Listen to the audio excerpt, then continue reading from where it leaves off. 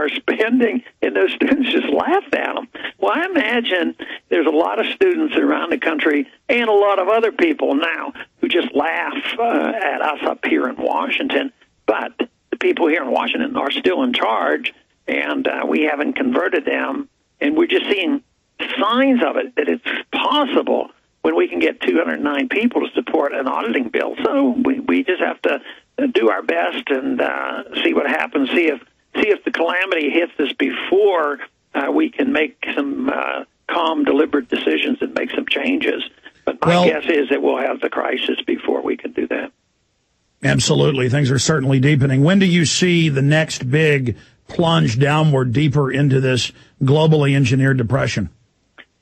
Well, I think it's really going down now, but the government statistics sort of are giving people a false sense of security, so I think we're still slipping.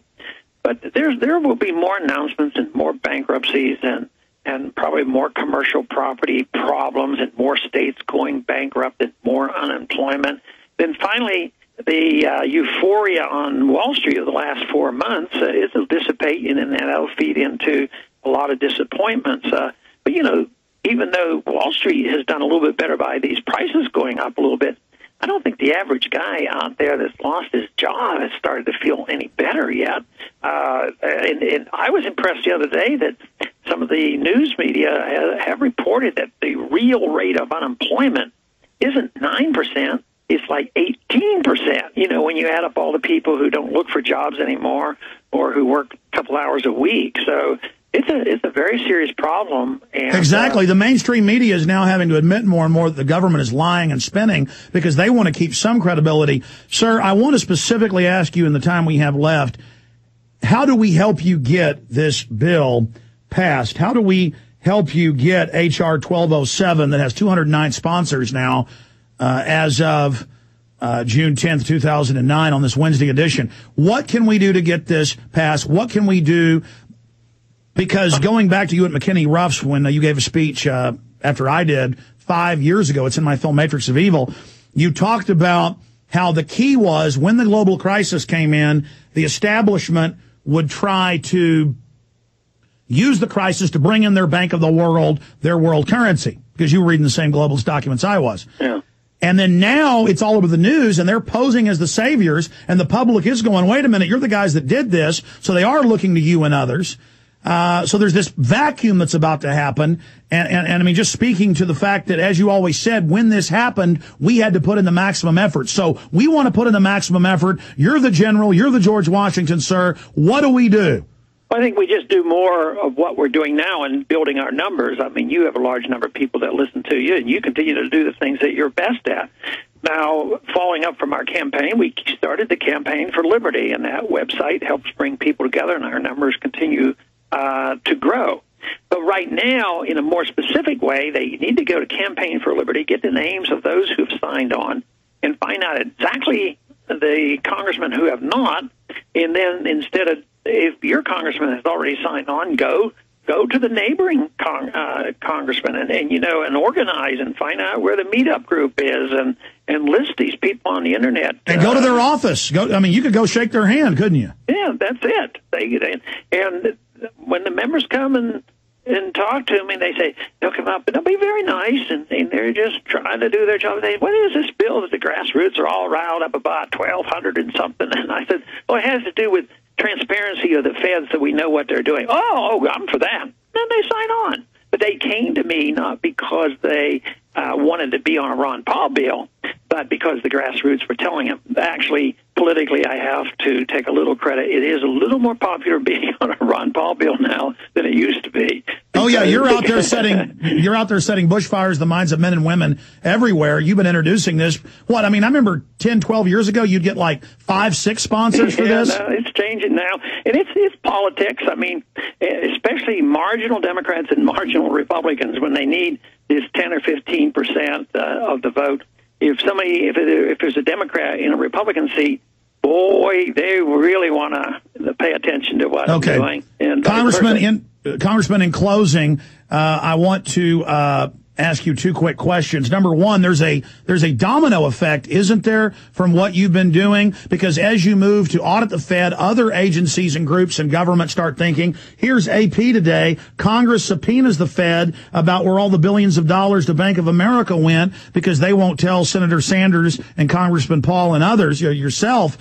So again, here's this idea of holding these guys accountable. It's starting to happen, isn't it? Oh yeah, it'll be contagious, and that is very good. And I think that fortunately we can get all political groups together on transparency, and then we can argue out what we want to do. And matter of fact, Barney Frank has been helpful to me on this, but he wanted to make sure I knew he didn't agree with me on the ultimate monetary policy, and that's okay. If they believe in transparency, then open debate. But I so strongly feel that if we get transparency of the Fed and the people know what they've done, I think their days are numbered. Well, it's been said that an audit of the Fed will abolish the Fed, because as soon as all the admitted criminality we can see them doing openly, I mean, what do you expect to find if we do get the audit, or how will they fight that? I think there'll be some surprises, but I'd be most interested in what they've done with the international organization, which countries they've bailed out, and which central banks that they helped, what they have done with gold, and whether or not they've loaned out and sold gold, and how they manipulate markets. I would imagine they even manipulate stock markets, for that matter. And how they do it would be the thing. I think it would be a big audit. You know, I think once they get in there to trace that thing through, it may be a big, complex matter because it's international as well. So I see my time is running out, and I have to say goodbye. Congressman, thank you. In closing, you'll hear about in the news in the next few days. We broke it. Just like the DHS documents demonizing yourself and others. The government is demanding an inventory of even 100-year-old cannons at all VFW posts, and threatening to have BATF raids if the veterans of foreign wars doesn't basically become their little snitches. So I hope you'll look into this, Congressman, on top of everything else you're doing. Thank you so much for spending. Very good. Thank you so much, Congressman. Bye. Take care. There he goes, ladies and gentlemen. On to the next matter. A very busy man, Congressman Ron Paul. And we skipped that break because he got on with us a little bit late, running off of the floor to join us. Okay, ladies and gentlemen, I know some stations probably went to break then, even though it's not a local station break. It is a network break that we skip. We only skip network breaks occasionally when we have somebody like Charlie Sheen or Jesse Ventura or Ron Paul or somebody of that, Willie Nelson on the show, and I've got limited time with them. So there went Congressman Ron Paul, and I got that info out to him, just like I called their office. Well, we're going to join some stations now. Here we go. Well, I just had Congressman Ron Paul on with us for some stations that may have gone to break. That was a network break, but I know some stations still take breaks they're not supposed to. But regardless, we just had him on during that last little segment with us as well, talking about a host of issues. Very, very exciting interview with him. And when we broke the MIAC report, we broke the DHS report, listeners would call Ron Paul's office saying, hey, you've been listed as a terrorist. And Ron Paul didn't say this, but his office said that can't be true. And then later they said, oh, my God, it is. So I wanted to let Ron Paul know personally, I know he's going to hear about this from me, that it's from us and it's true. BATF is threatening to raid them and confiscate even World War I, Spanish-American War, and also they were given Civil War cannons. They're saying you have to register all those with us, or we're going to SWAT team you with the BATF. And that is a fact, and we have broken it, and I have confirmed it, and it is absolutely massive news. Okay, I have just done an interview with Ron Paul. I want to get back to your calls on this VFW situation, get into the economy and a host of other issues, but I also want listeners to know that the money bomb's coming up tomorrow, and we're getting a huge response already. People are really excited. Thousands of people have signed up and pledged to give. This is your chance to be part of history. Think of everything we're doing. Think of everything we're going through. Think of everything we're trying to build here. You know, I make these high-quality, expensive films, and then I release them for free on Google and YouTube. Now, they're in higher quality at PrisonPlanet.tv, and PrisonPlanet.tv members and their memberships make that possible. And they also get the live TV show and all the other films and books and things, being PrisonPlanet.tv members. But we need to raise more capital to hire a couple more video editors, another webmaster or two, some more personnel, some people to moderate the comments so the death threats aren't on there, so the FBI doesn't come subpoena me, as Wired Magazine's reporting on yesterday, and AP as well. So we need funds here. I mean, think, this is a little operation. There are about 14 people in this office, and the Watson brothers, and Kurt Nemo in New Mexico, and a few other people, a few contract IT guys. I mean, that's it.